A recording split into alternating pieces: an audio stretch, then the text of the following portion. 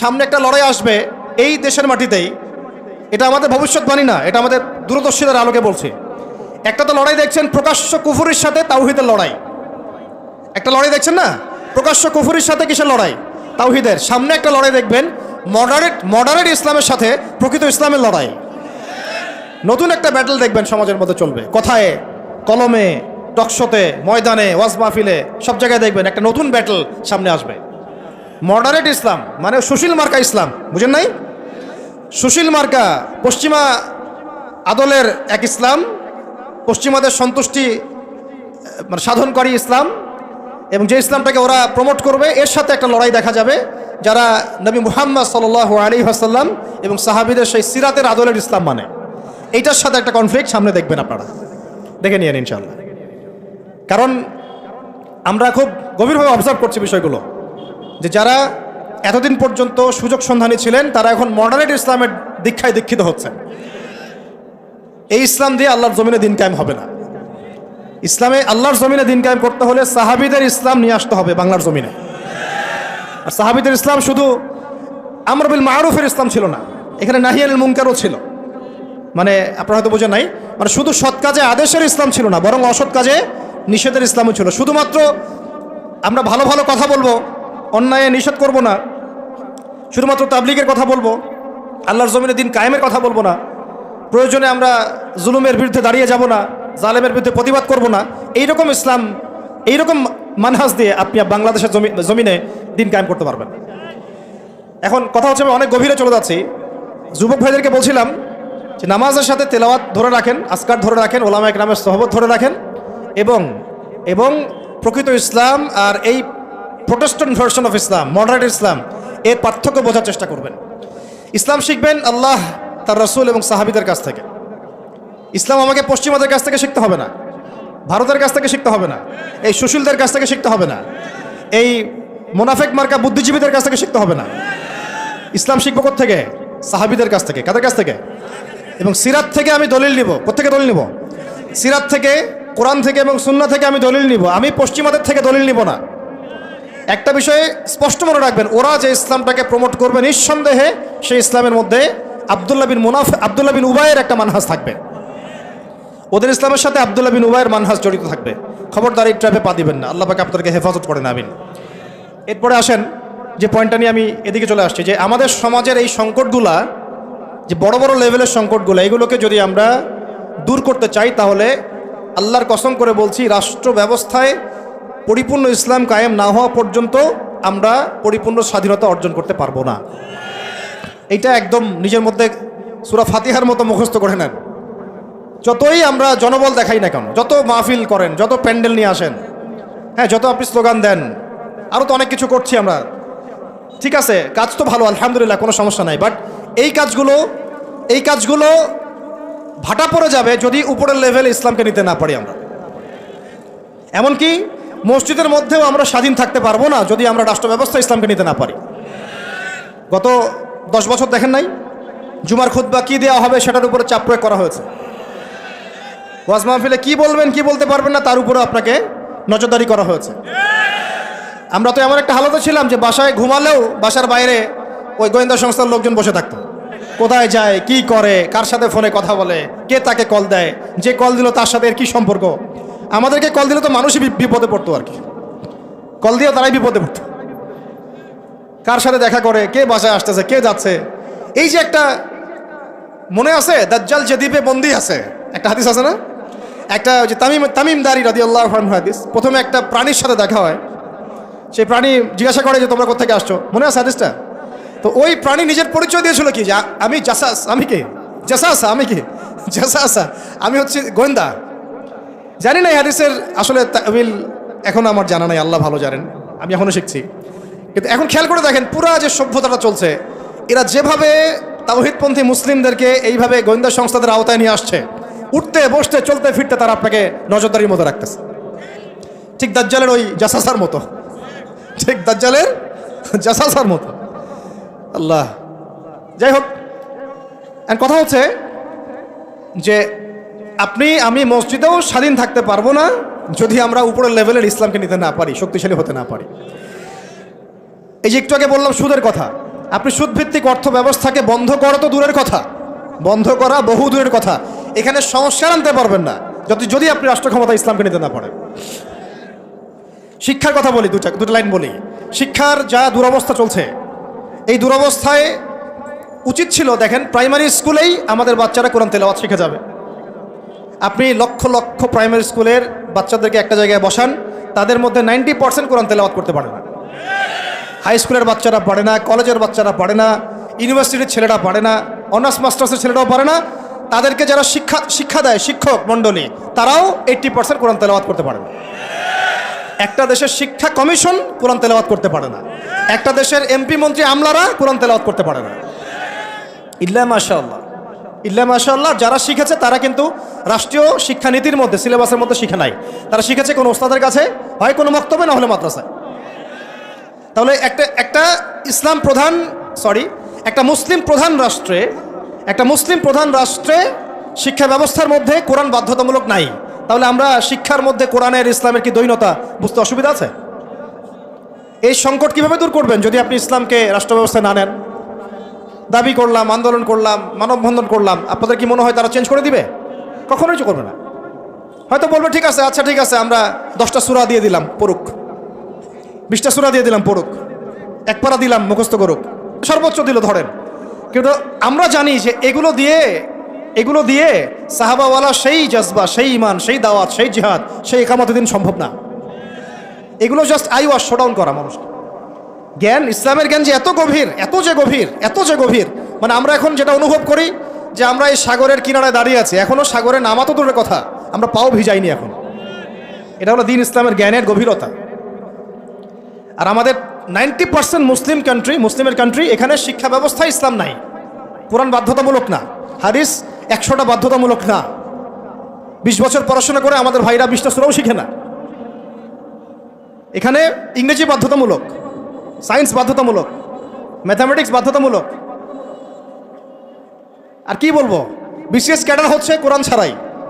সিরাত, নবী সাল্লাল্লাহু আলাইহি ওয়াসাল্লামের জীবনী, যে নবীকে চিনে না সে আল্লাহকে চিনবে কিভাবে? সেই সিরাত আমাদের সিলেবাসে নাই। আপনি দাঁড়ান, একজন দাঁড়ায় বলেন তো যে 20 বছর পড়াশোনা করেছেন, আপনার সিলেবাসে সিরাত ছিল? একটা বই, খতামুল আম্বিয়া, সিরাতে খতামুল আম্বিয়া, পাতলা এতটুকু বই, সিরাতে খতামুল আম্বিয়া, মুফতি মোহাম্মদ শফি রাহমাহুল্লাহ লিখেছেন, এতটুকু বই। এই বইটাও কি পড়াইছে? তাহলে একটা দেশের শিক্ষা কমিশন কি করছে আসলে? এদেশের কোটি কোটি ছেলে, কোটি কোটি মেয়ে, কোটি কোটি শিশু কোরআনবিহীনভাবে শিখছে, হাদিসবিহীন শিক্ষা শিখছে, সিরাতবিহীন শিক্ষা শিখছে, ইসলামের ইতিহাস নাই, আকিদা তো বহু দূরের কথা, ফরজে আইনেরও কোনো পড়াশোনা নেই। কিন্তু এখানে আপনি শরীফও পাবেন, আরও কত কি পাবেন, এগুলো না হয় নাইবা বললাম, বলতেও খারাপ লাগে। উন্মুক্ত যৌন চর্চা ওখানে পড়ানো হচ্ছে, যৌন শিক্ষার নামে উন্মুক্ত ফ্রি সেক্সের দীক্ষা দেওয়া হয় নাই।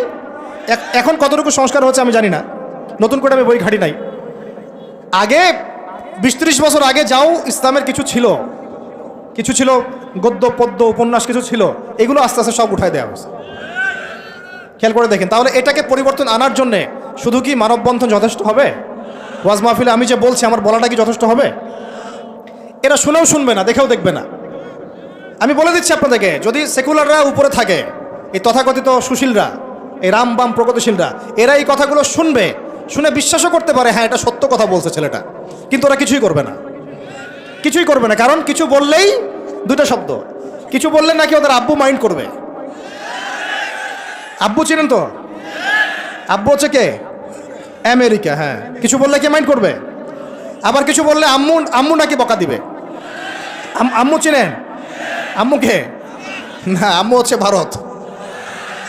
ওদের চিন্তাটা এরকম, কিছু বলবো না, বলা যাবে না, কিছু করা যাবে না, সংস্কার করা যাবে না, কিছু বললে আব্বু মাইন্ড করবে। আব্বু কারা? পশ্চিমারা। আব্বু কারা? পশ্চিমারা। আবার এখন বলছে কিছু বললে আম্মু মাইন্ড করবে, আম্মু বকা দিবে। হ্যাঁ, আপনারা কেন মব সন্ত্রাস করতেছেন, মবক্রেসি করতেছেন? আসলো না কিছু কথা কয়দিন আগে? কিছু বললেই, মানে হুজুররা কিছু বললেই ভারত চেতে যাবে, ভারতের মিডিয়াতে তোলপাড় হবে। হ্যাঁ, বাকি আপনারা যদি আন্দোলন করেন, সংগ্রাম করেন, অভ্যুত্থান ঘটান, তাহলে কোনো সমস্যা নাই, হুজুররা বললেই সমস্যা। এটার কারণ একটাই, এই পৃথিবী 2 ভাগে ভাগ হয়ে গেছে, মনে রাখবেন। এই পৃথিবী দুইটা শিবিরে ভাগ হয়ে গেছে, সামনে আরও যাবে। একটা ইমানের শিবির, একটা কুফুরের শিবির। মাঝখানে কিচ্ছু নাই, মাঝখানে কিছু মুনাফিক থাকবে, এরা কাফেরদের সাথেই থাকবে। আপনারা এই হাদিসটাও পড়বেন, শেষ জামানে যখন দাজ্জাল বের হবে, মদিনার উপকূলে সে পৌঁছাবে, দূর থেকে দেখে বলবে যে ওইটা আহমদের মসজিদ সাল্লাল্লাহু আলাইহি ওয়াসাল্লাম। আহমদ মানে কে? মুহাম্মদ সাল্লাল্লাহু আলাইহি ওয়াসাল্লাম। তো সে ওখানে যেতে পারবে না, ফেরেশতারা দাঁড়িয়ে থাকবে খোলা তরোয়াল নিয়ে পাহারা দিবে। তো সেখানে সে আঘাত করবে আর কি, এটা ভূমিকম্প হবে। তো এই ভূমিকম্প যখন হবে, ওই ভূমিকম্পতে মদিনার মধ্যে থাকা যত মুনাফিক এগুলো বের হয়ে দাজ্জালের বাহিনীতে যোগ দিবে। মানে পৃথিবীর শিবির আস্তে আস্তে দুই ভাগ হয়ে যাবেই, ইমানের শিবির এবং কুফুরের শিবির। মাঝখানে কোনো দল থাকবে না, কিছু মুনাফিক থাকবে, এরা কাফেরদের সাথেই যুক্ত হবেই শেষমেশ। কথা হচ্ছে ভাই, মূল কথা একটাই, এই যে অর্থনৈতিক সংস্কারের কথা বললাম আর শিক্ষা সংস্কারের কয়েকটা উদাহরণ দিলাম। শিক্ষার এই দৈন্যতা, দুরবস্থা, 20টা বছর 30টা বছর আপনার জীবন থেকে কেড়ে নেওয়া হলো একটা চাকরির সুরসুর দিয়ে, একটা শিক্ষিত হবেন সার্টিফিকেটের একটা কলা ঝুলাই দিয়ে আপনার জীবন থেকে 20 বছর নিয়ে নেওয়া হয়েছে। এই 20 বছরে আপনি কিচ্ছু শিখতে পারেননি ইসলামের। কিন্তু এই 20 বছর কিন্তু জীবন আর ফিরে আসবে না। 20 বছর দূরের কথা, একটা দিন চলে গেলে কি ফিরে আসবে নাকি? অথচ এই 20 বছরে আপনি মুফতি হয়ে যেতে পারতেন। আমরা আফসোস করতেছি এখন। এবং ওই সময় যে সময়টা কেড়ে নেওয়া হয়েছে, ওই সময়টা আমাদের জীবনের সবচেয়ে উর্বর সময় ছিল। ওই সময় আমাদের ব্রেন থাকতো ফটোকপি ব্রেন, একটা পৃষ্ঠা দেখলেই মুখস্থ হয়ে যায়। তখন মুখস্থ করাইছে একদম ছোটোবেলা থেকেই। আমি তো শিক্ষা নিয়ে কাজ করতেছি লাস্ট 7 বছর 8 বছর হয়ে গেছে। 7-8 বছর থেকে আমি স্কুলিং করতেছি, আরও বিভিন্ন প্রজেক্টে আছি। ওদের সবগুলো বই শুরু থেকে গোড়া থেকে ঘেটেছি, আমরা ঘাটছি, এখনও ঘাটছি। একদম ছোটোবেলা থেকেই বাচ্চাকে শেখায় Jack and Jill, went up the hill. আপনারা পড়ছেন না এগুলো? জনি জনি ইয়েস পাপা, এই কবিতাগুলো একদম ছোটোবেলা থেকে প্লেয়ার ক্লাসে, নার্সারি ক্লাসে ওই কবিতার মধ্যে ওকে মিথ্যা শেখানো হয়। জনি জনি ইয়েস পাপা কবিতাটা দেখেন, ইটিং সুগার নো পাপা, খাচ্ছ কি চিনি খাচ্ছ, বলতেছে কি খাচ্ছি না, মুখের মধ্যে কিন্তু চিনি আছে। তাহলে ছোটোবেলায় আমার বাচ্চাকে শেখানো হলো কীভাবে মিথ্যা বলতে হয়। প্রত্যেকটা জায়গায় সমস্যা আছে, প্রতিটা জায়গায় তারা সূক্ষ্ম সুকৌশলে বিষ ঢুকাই দিছে। প্রবলেমের মানে সমস্যার গোড়া যে এত গভীর, কোনটা ছেড়ে কোনটা বলবো আমরা হুঁশ পাচ্ছি না। এই জন্য পুরো মূল সমাধানের জায়গাটা বললাম, ওইটা যদি ঠিক হয়ে যায় বাকি সবগুলো ঠিক হয়ে যাবে ইনশাআল্লাহ। আর এখন বিগত প্রায় 50, 60, 70 বছর থেকে বাংলাদেশে দাওয়াতের কাজ অনেক হয়েছে আলহামদুলিল্লাহ, এখনও হচ্ছে, দৈনন্দিন হয়েই যাচ্ছে ইনশাআল্লাহ। একটা জেনারেশন তৈরি হয়ে গেছে আলহামদুলিল্লাহ, যারা আল্লাহর জমিন, আল্লাহ দিন কায়েমের জন্য জান পর্যন্ত দিতে পারবে।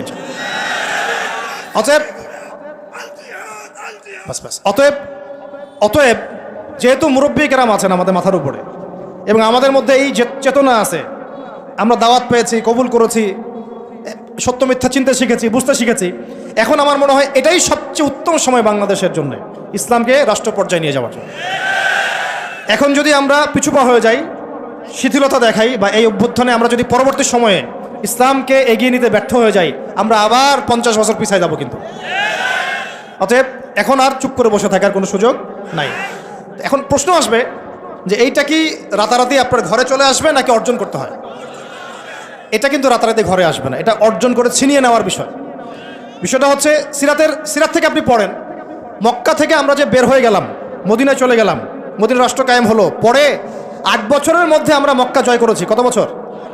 এটা কি রাতারাতি হয়েছে না আমাদেরকে এর জন্য সংগ্রাম করতে হয়েছে, দাওয়াত দিতে হয়েছে, তাবলীগ করতে হয়েছে এবং জিহাদও করতে হয়েছে, সব কিছুকে একসাথে করতে হয়েছে। তারপরে 8 বছরের ব্যবধানে আমরা আবার মক্কা জয় করেছি। ঠিক একইভাবে যদি আমরা আমাদের অঞ্চলের কথা চিন্তা করি, এই অঞ্চলেও রাষ্ট্র ক্ষমতা ইসলাম রাতারাতি কি হবে না, কায়েম হবে না। আমাদেরকে আমাদের জায়গা থেকে কাজ করতে হবে। তো কাজ কি শুধু তারাই করবেন যারা ইসলামিক রাজনীতি করেন তারাই, না আপনাদেরও কোনো কাজ আছে নাকি প্রত্যেকটা মুসলিমের ভূমিকা রাখার সুযোগ আছে? কোনটা? আচ্ছা, আমার আপনার উপর কোনো দায়িত্ব নাই? এই সব দায়িত্ব কি ওলামায়ে কেরামদের? কিছু হলে তো অনলাইনে আপনারা খুব গালাগালি করেন, দেখি আমি মাঝে মাঝে, আলেম ওলামারা কি করে, আলেম ওলামারা কি করে, আলেম ওলামারা কি করছে, আলেম ওলামারা নাই কেন, এই শুনিয়ে উনি কেন কথা বলে না, উনি কেনই করে না। তো সব কিছু কি ওলামায়ে কেরামের কাছে চাপিয়ে দিচ্ছেন আপনারা? তারা কি এই উম্মার নবী? ওয়ারাসাতুল আম্বিয়া, কিন্তু নবী কি? তাদের উপর দিয়ে যা গিয়েছে বিগত 10-15 বছর, এটা কি আপনাদের কল্পনা তো আসবে? কল্পনা করতে পারেন যে একটা ছোট্ট ঘরের মধ্যে একটা মানুষ 3 বছর 4 বছর 5 বছর 7 বছর 8 বছর এইভাবেই কাটাচ্ছে, দিনের পর দিন, রাতের পর রাত, দিনের পর দিন, রাতের পর রাত। 3টা দিন থাকা যাবে ওখানে? সম্ভব? 3 ঘন্টা থাকা যায়?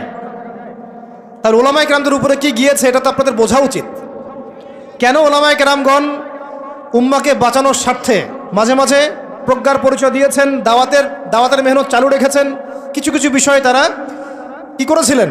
কৌশল অবলম্বন করে উম্মাকে অন্তত ইসলামের দাওয়াতটা অব্যাহত রেখেছিলেন, এই চিন্তা করে যে অন্তত আমরা টিকে থাকি মাঠের মধ্যে, মাঠটা ধরে রাখি। অন্তত যদি আমরা সব একটা একটা করে নাই হয়ে যাই, তাহলে তো জাতিকে দাওয়াত দেওয়ার, তাবলিগ করার, নসিহত করার কেউ থাকবে না। এটা তো একটা ছিল ডিপ্লোমেসি, প্রজ্ঞা। এখনকার সময় আর ওই সময় তো এক না। কথা হচ্ছে আমাদের প্রত্যেকের উপরে ভাই দায়িত্ব বর্তাবে। এখনো বহু ওলামায়ে কেরামের কাঁধে 5টা 10টা 20টা করে মামলা আছে। আর কি শুনবেন? বহু ওলামায়ে কেরামের মানে আত্মীয় স্বজন মামলা মোকদ্দমা শিকার। একটা মামলা লড়ার মতো টাকাও তাদের কাছে নাই। জমি জমা বাড়ি ভিটা বিক্রি করে দিয়ে তাদেরকে এগুলো লড়তে হচ্ছে, এখনও লড়তে হচ্ছে। দেশে অনেক কিছু হচ্ছে অভ্যুত্থানের পরে। ওলামায়ে কেরামদের কিন্তু প্রতি সুদৃষ্টি এখন পর্যন্ত আসে নাই। আমাদের প্রতি সুদৃষ্টি কিন্তু এখনও তারা দেন নাই। এখনও আপনারা আমাদেরকে মানে বাংলাদেশের কি মনে করেন? বাংলাদেশের উচ্ছিষ্ট অংশ মনে করেন নাকি? বোঝা মনে করেন না? মনে রাখবেন, বাংলাদেশের তাকদীর ইনশাআল্লাহ তাআলা আল্লাহ রাব্বুল আলামিন আলেম ওলামাদের হাতেই রাখবেন ইনশাআল্লাহ। এটা আবেগের কথা নয়। হ্যাঁ, এটা সত্য। এটা সত্য যে আমরা বিগত প্রায় হয়তো 30-40-50 বছরে রাষ্ট্র ব্যবস্থায় ইসলামকে নিয়ে যাওয়ার জন্যে যে রাজনৈতিক মুভমেন্টগুলো, এগুলোতে সবাই একসাথে নামতে পারি নাই। এটা হয়তো সত্য কথা। কেন পারি নাই, কি সমস্যা ছিল, এগুলো আর আলোচনা করার দরকার নাই। এখন আলোচনা করার দরকার হচ্ছে এই যে এখন থেকে আমরা যেন এই পদক্ষেপে সবাই সামনের দিকে আগাই ইনশাআল্লাহ। এটা এখন ইবাদত মনে করে করতে হবে। কি মনে করে? ইবাদত মনে করে করতে হবে এবং নিজেদের মধ্যে আপোষের দ্বন্দ্ব কলহগুলো মিটিয়ে ফেলতে হবে। তবে একটা বিষয় আগে স্পষ্ট করে দিতে হবে যে আহলে সুন্নাহ ওয়াল জামাআর আকীদার সাথে কিন্তু কোনো আপোষ করা যাবে না। আহলে সুন্নাহ ওয়াল জামাআর আকীদা বহির্ভূত কোনো ঐক্য কিন্তু আমাদের আবার উপকার করতে পারবে না। এটাও বোঝার ব্যাপার আছে একটা। আহলে সুন্নাহ ওয়াল জামাআর সাথে যাদের আকীদাগত মিল আছে তাদের সাথে ঐক্য করতে আমাদের কোনো সমস্যা নাই। কিন্তু যারা এই আকীদা এবং মানহাজ বিবর্জিত চিন্তা চেতনা লালন করেন, তাদের সাথে ঐক্য হতে পারে ডিপ্লোম্যাটিক, কিন্তু মানহাজগত ঐক্য কখনোই সম্ভব না। এটা আমাদের আগে স্পষ্ট করে দিতে হবে। আল্লাহ পাক আমাদের বোঝার তৌফিক দান করেন। এখন আমাদের কিছু করা আছে কিনা ভাই? আমি সবার আগে আবার বলতেছি, আমাদের সবার প্রথম কাজ হচ্ছে 5 ওয়াক্ত নামাজ পড়া। বেনামাজিদেরকে দিয়ে কি নাই? দিন কায়েমের কোনো মুভমেন্ট, খেদমত নাই। শোনেন, দিন কায়েম তো করেছেন আবু বকর রাদিয়াল্লাহু আনহু, ওমর, ওসমান, আলী রাদিয়াল্লাহু আনহুম আজমাইন, সাহাবায়ে কেরাম। আমরা যদি এই যুগের আবু বকর, ওমর, ওসমান, আলী না হতে পারি, এই যুগের, তাহলে আমাদের দ্বারাও দিন কায়েম হবে না। বুঝতে পারছি কথা? তাই সবার আগে সালাতের সবক আমি বারবার দিচ্ছি। এরপরে বললাম যে কোরআন অবশ্যই পড়তে হবে, জিকির করবেন বেশি বেশি, উলামায়ে কেরামের সহবতে থাকবেন এবং মাথার উপরে মুরব্বি আলেম রাখবেন। আল্লাহ পাক তৌফিক দান করেন। এরপরে আমি বলছিলাম যে অবশ্যই রিজিক হালাল হয়ে যেতে হবে, পরিবারের আদর্শগুলো ইসলামিক হয়ে যেতে হবে, সন্তানদেরকে আল্লাহর জন্য মানুষ করতে হবে মুজাহিদ হিসেবে, সৎ কাজে আদেশ সবাইকে করতে হবে, অসৎ কাজে নিষেধও সবাইকে করতে হবে। পাশাপাশি নিজেদের জান মাল সময় শ্রম দিয়ে আল্লাহর জমিনে দিন কায়েমের জন্য এই ইসলামিক রাজনৈতিক মুভমেন্টগুলোর সাথে থাকতে হবে। আল্লাহ পাক থাকার তৌফিক দান করেন। আজকে আমরা কয়েকটা বিষয় আল্লাহর কাছে ওয়াদাবদ্ধ হতে পারি কি? পারা যাবে? 1 নাম্বার, জীবনে কোনোদিনও নামাজ ছাড়বো না ইনশাআল্লাহ। 2 নাম্বার, দ্বীনি ইলমের শিক্ষা নিজের উপরে ফরজ করে নেব ইনশাআল্লাহ। যেভাবে আমরা দুনিয়া শিখেছি এইভাবে দিন শিখতে হবেই হবে। এটা আমার উপর নফল কোনো কাজ নয়, এটা একটা ফরজিয়াত। এটা কি? আল্লাহ পাক তৌফিক দান করেন। 3 নাম্বার, কোরআন ছাড়া একটা দিনও কাটাবো না। পারবো ইনশাআল্লাহ? কোরআনুল কারীম ছাড়া একটা দিনও কাটাবো না ইনশাআল্লাহ। 4 নাম্বার, আল্লাহর জিকিরে জবানকে সিক্ত রাখবো ইনশাআল্লাহ। 5 নাম্বার, মাথার উপরে একজন বরেণ্য আলেম রাখবো, অন্তত একজন। অন্তত কয়জন? কারো মাথার উপরে 100 জন থাকতে পারেন, কোনো সমস্যা নেই। অন্তত একজন মুরব্বী আলেমের পরামর্শে চলবেন, একা একা চলবেন না। একা একা চললে আহলে ফেসবুক ওয়াল জামায়াত হয়ে যাবে, ঠিক আছে? তারপরে আজ না থাকবে দিন, না থাকবে দিনের কোনো বুঝ, সারাদিন ওই লাইক শেয়ার আর কমেন্ট, আর না থাকবে কোনো আদব, না আখলাক, কিছুই থাকবে না। এবং আস্তে আস্তে ওই বদদোয়া লাগবে গায়ে, আলেমদের বদদোয়া লাগবে, সরে যাবেন দিন থেকে। ওলামায়ে কেরামের বদদোয়া নিলে দেখবেন দিন থেকে সরে গেছেন আপনি। বহু মিসাল নজির আমাদের সামনে আছে, ওগুলো নিয়ে আমি কথা বলতে যাচ্ছি না। তো একা একা জীবনযাপন করা যাবে না, জামাতবদ্ধ থাকার চেষ্টা করতে হবে এবং মুহাক্কিক ওলামায়ে কেরামের সোহবতে থাকতে হবে। যারা আল্লাহর জমিনে দিন কায়েমের ফিকির করছেন সেই সব ওলামায়ে কেরামের সাথে থেকে পরামর্শ নিয়ে বাকি জিন্দেগি কাটান ইনশাআল্লাহ। এর আগে আমি তো বলি যে বিয়ে শাদী তাড়াতাড়ি করে ফেলেন, রিজিকের ব্যবস্থা তাড়াতাড়ি করে ফেলেন এবং বেশি থেকে বেশি সন্তান নেন। এর আগে কথা আছে, সেটা হলো দিনদারি থেকে প্রাধান্য দেন, দুনিয়াকে প্রাধান্য দিয়েন না, আপনি ক্ষতিগ্রস্ত হয়ে যাবেন। দিনদারি থেকে প্রাধান্য দিলে আপনার পরিবার হবে আপনার জন্য জান্নাতের একটা টুকরা ইনশাআল্লাহ। আর যদি দুনিয়াকে প্রাধান্য দেন, ওই পরিবারই হবে জাহান্নামের টুকরা। আল্লাহ পাক আমাদের সবাইকে দিনদার জীবন সঙ্গিনী দান করেন। আর সন্তান নিতে হবে বেশি বেশি, এবং সন্তান থেকে মানুষ করতে হবে একেবারে মুজাহিদ হিসেবে ছোটবেলা থেকেই। আমি তো বললাম যে শিক্ষা নিয়ে আমরা কাজ করছি, আপনি নিজেও কাজ করে দেখেন। শিক্ষা ব্যবস্থার একদম চরম দৈন্যতা আছে, এটাকে সংস্কার করার জন্য সবাইকে হাত লাগাতে হবে। সর্বোপরি হালাল খেতে হবে এবং আমর বিল মারুফ নাহি আনিল মুনকারের কাজ সবাইকেই করতে হবে ভাই, একজন দুজন করলে হবে না। নিয়মিত তাবলীগে সময় দেন, আল্লাহর রাস্তায় সময় লাগান, পড়াশোনা ঠিকমতো করেন, এই অনলাইনের ফিতনা থেকে বেঁচে থাকেন।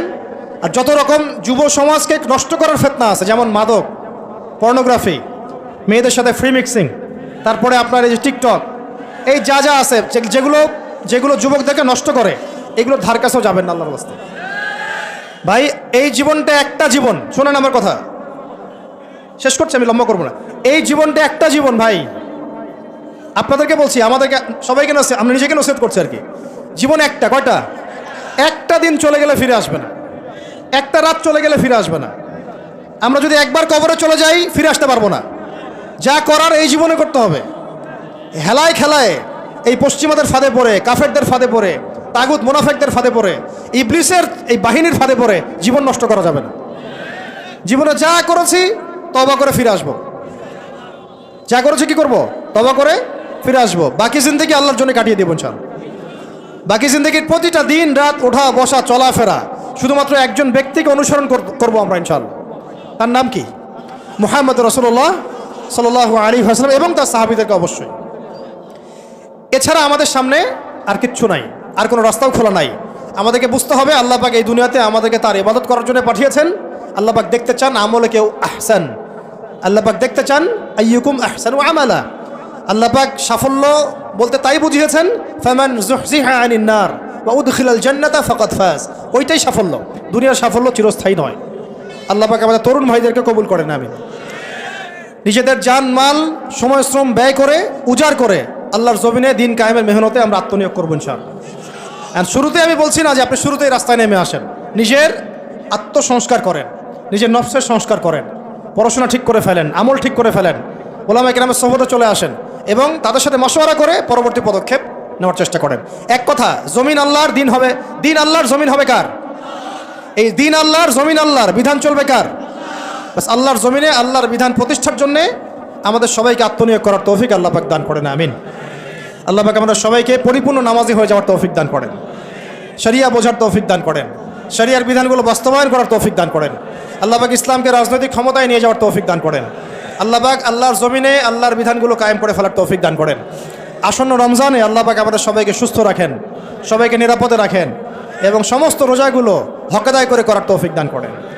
আল্লাহ পাক আমাদের সবাইকে কোরআনওয়ালা বানায় দেন, সুন্নাহওয়ালা বানায় দেন, সাহাবায়ে কেরামের মানহাজে দিন কায়েমের তৌফিক দান করেন, সিরাত মুখস্থ করে ফেলার তৌফিক দান করেন, ইসলামী শিক্ষায় শিক্ষিত হওয়ার তৌফিক দান করেন।